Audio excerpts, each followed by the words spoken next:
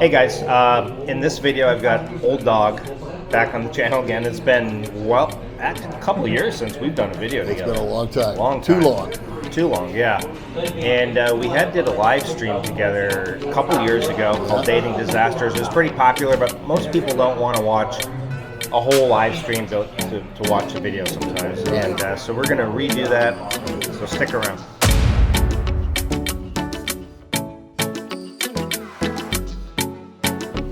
All right, so we are going to talk about dating disasters, and before that, I had left Dumaguete a little over a year ago now. It's been that was fast.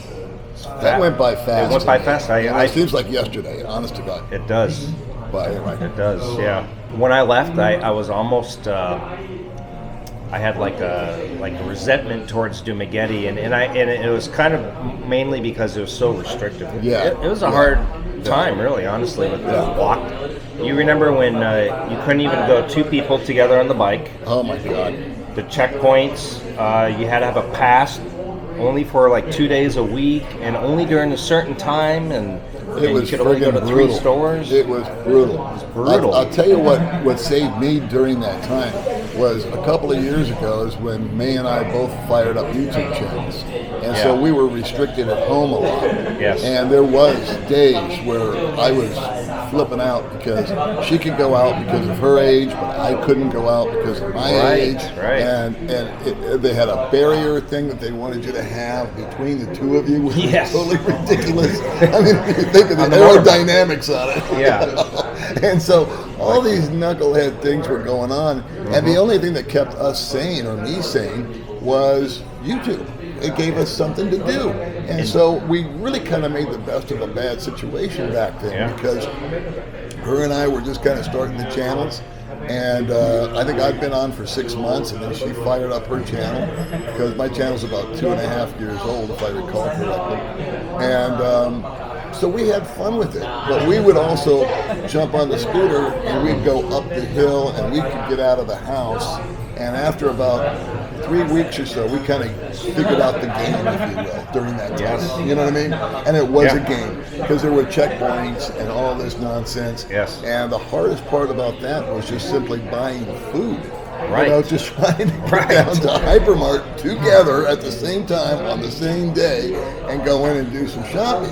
So that was, I don't blame you for leaving, bro. It was a rough time. Well, Cebu opened up, and it was much less restrictive because of their governor at the time. But Ging and I we knew where the checkpoints were, so we knew which back roads to take to get around. We did, yeah. And we actually converted from going to the grocery store into just going to the local markets to buy fruit, vegetables, and meats and fish. Us too. So, so it was doable. It was doable, but it wasn't fun. And no. You had your breakup deal, and it was a little uncomfortable. And Duma is a super small city. I mean, it's just too small. Like if anything were to happen between May and I would have to do the same thing. I would just have to leave, you know. Of course, and now she lives 2 hours away, so but which is good. We resolved things, and we actually wish each other both the best of luck. So it turned out okay in the end. Cool. But I came back, and it's like a new place. It's alive again. So now you've got an opportunity to have some new dating disasters. I have indeed. I guess I'll start off. But by the way, congratulations to you. You guys have been together for a long time now. 3 years. 3 years. Yeah. That's good. So what happened to you lately? Well, we just met for coffee. That's all the date was going to be. We were going to be going out for coffee. Okay. And so we met for coffee, and I was supposed to later on meet up with a friend and his girl to go to a waterfall. And she said, hey, can I go to the waterfall? And I said, yeah, sure, why not? I'm third wheel anyway. Yeah. And so she ended up going to the waterfall with us. We all had a great time. And we came back from the waterfall. I said, okay, great, I'll drop you off. And she says, oh, can I hang out at your place? My sister's not home. She lived with her sister and her foreigner husband. She didn't have a key?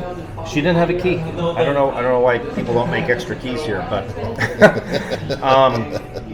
she had no key. And so I said, okay, fine.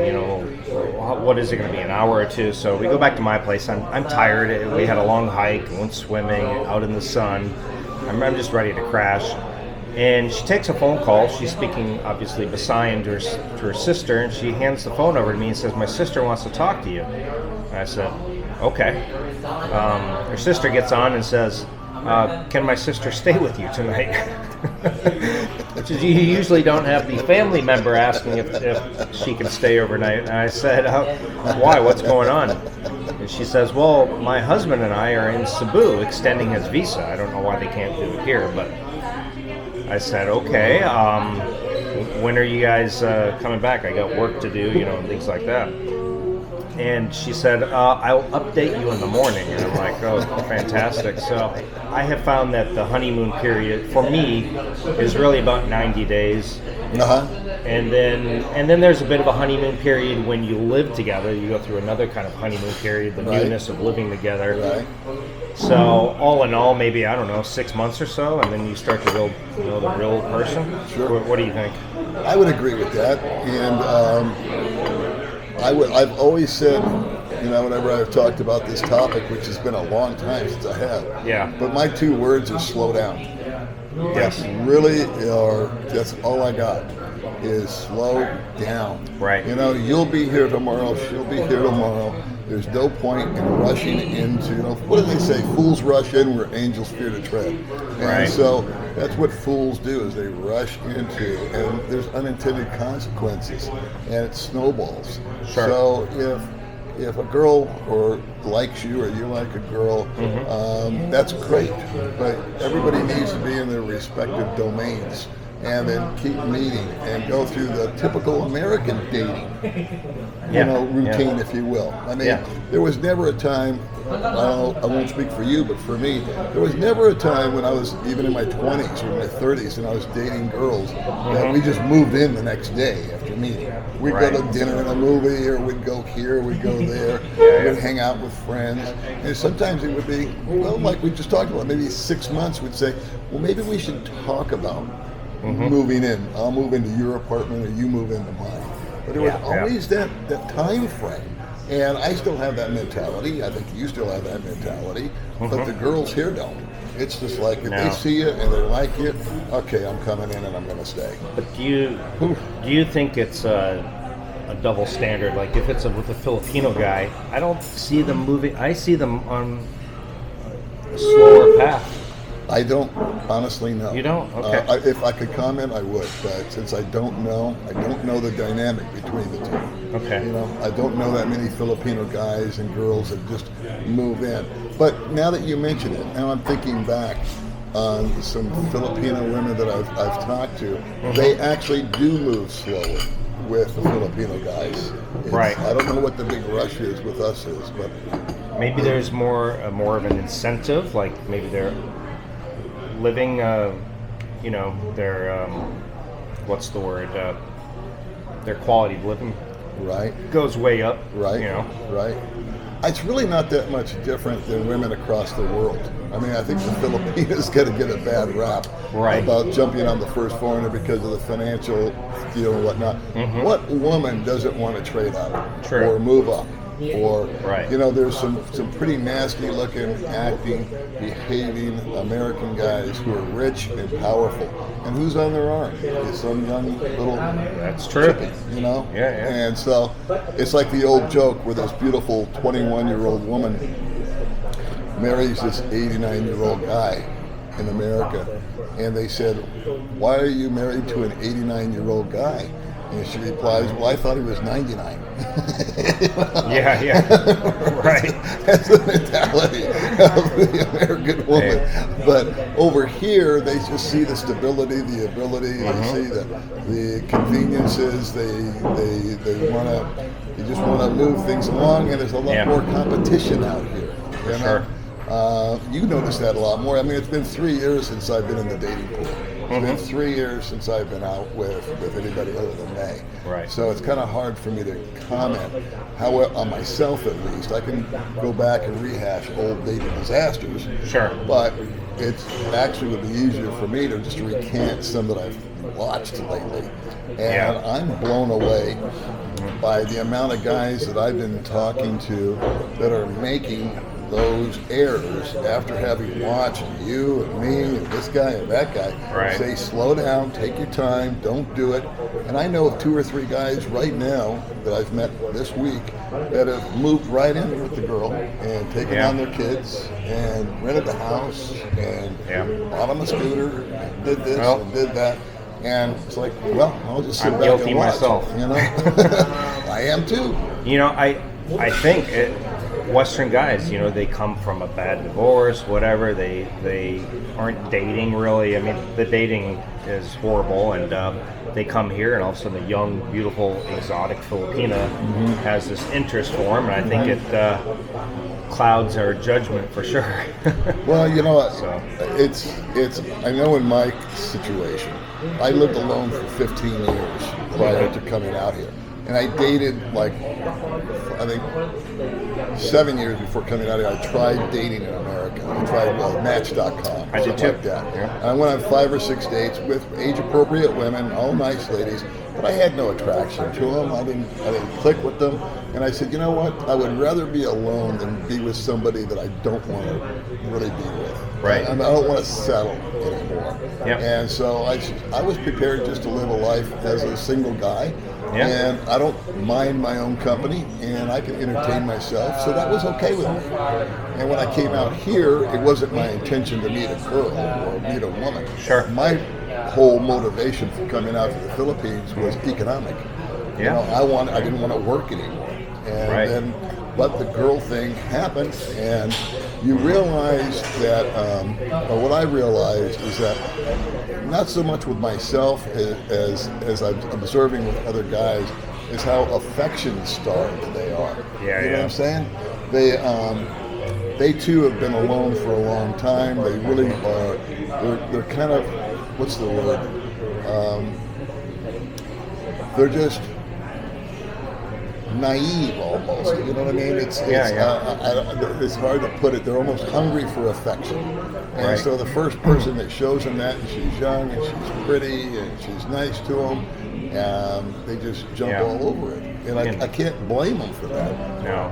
I do have to say, Filipinas are very affectionate girls. They're very clingy in what I've discovered. They're always, they want to hold hands, they're on you, cuddling, and much more so than Western girls. Yeah. In my opinion, anyway. Yeah. They seem much more affectionate. So, but yeah, I mean, I really haven't done a whole lot of dating in this last year. I've really kind of just traveled a lot. Right. You know, same with you. I pretty much just hear stories all the time from foreigners telling me, and a lot of them are the online ones where they've already boyfriend, girlfriend, some people getting married before they've even met, and some of those work and some of them don't. I know a guy who married his longtime LDR of like 2 years. They never met in person. They married online, and a week after they met in person in Davao, they went their separate ways. Right. After 2 years of LDR, everything's perfect. We love each other. We don't need to meet in person. And then 1 week together, and they're. It's amazing to me how emotions can make all kind of common sense just go right out the window. You know what I mean? That's right. And it reminds me of when I was a teenager, where my emotions would always override my logic.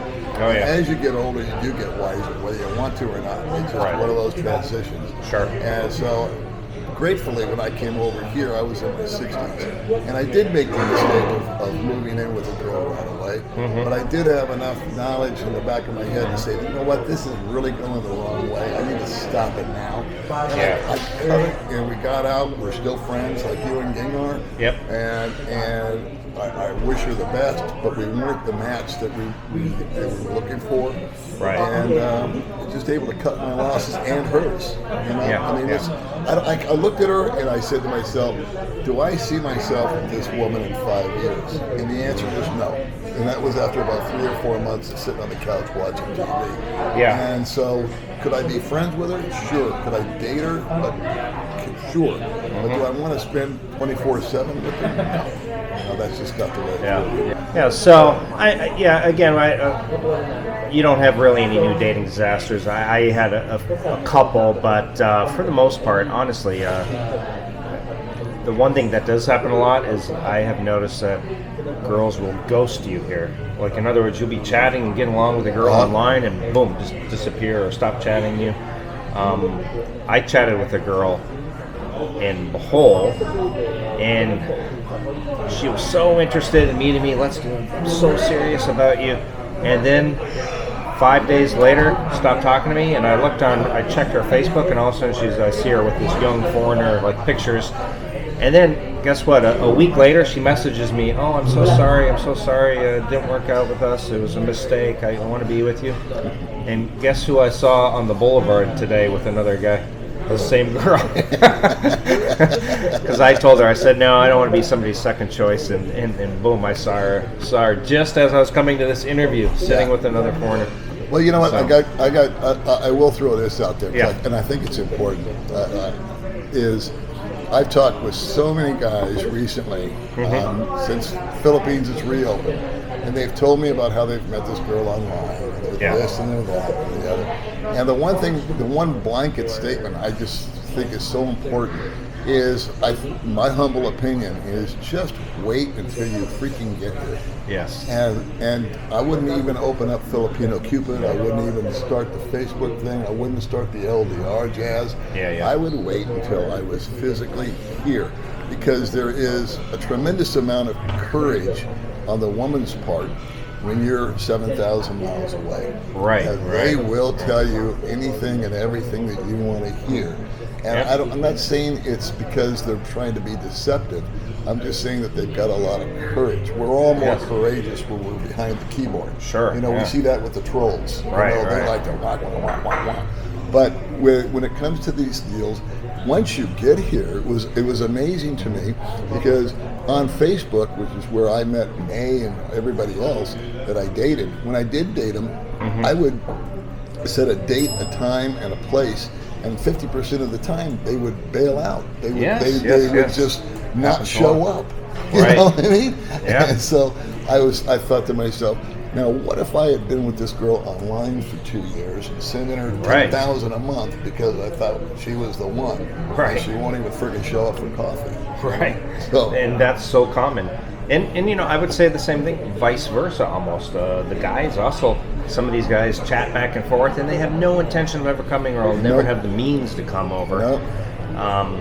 I agree 99% with you. I think if you have a plane ticket in hand, you've already purchased a plane ticket, then you could get online and say, well, there you go. Yeah. But the other thing too, the what I learned the hard way, which maybe somebody watching will save them some time and energy, is that when you are going somewhere, and the only example I can use is Dumaguete, but it could be anywhere in the Philippines, is I would only talk to people in that vicinity. Is my point. Is when I got here, there were girls from Manila chatting me, and this one chatting me, and that one chatting me, and it's worthless. If I couldn't get a girl in Dumaguete to meet me for coffee, how did I expect somebody from Manila to actually make it down and meet me? I drove an hour and a half one time to meet a girl in a chateau.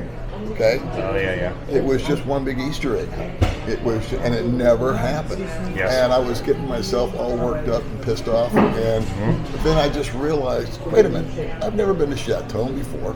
It's a nice day. It's 11 o'clock in the afternoon. That's what you have to do. You have to go there with it. It's like, hey, I kind of like this. So I just drove around Chateau, and I went up here. I forgot about her. By the time I got home, I said, that was a fun day. I would never have gone there if she hadn't have baited me to go meet her, right? Yeah. But anyway, it's the disasters are going to happen. It really breaks my heart when I see guys that put so much energy and time and empathy into these women, and then they just get used and abused. The men, really. I mean, we know a couple of guys.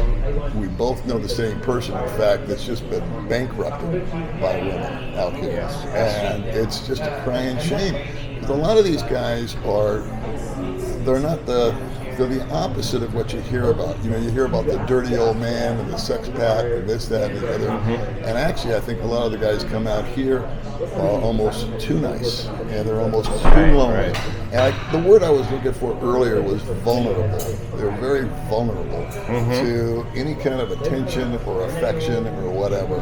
And that's why I say slow down, and you say 6 months, and I agree with you. Because if you slow down, if you give it that 6 months, then it's an opportunity for you to really just sort of get in control of your own emotions. And you will meet other people, you will have other experiences in that 6 month period of time, and it'll at least give you some sort of form of perspective of what's going on. And as opposed to just being floored by this beautiful girl that you never, she was like the cheerleader you couldn't get in high school. All of a sudden she's interested in you.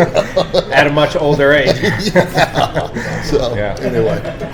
All right, guys. That's it from me. We'll have to do this again for sure, because I'm sure these will probably be popular.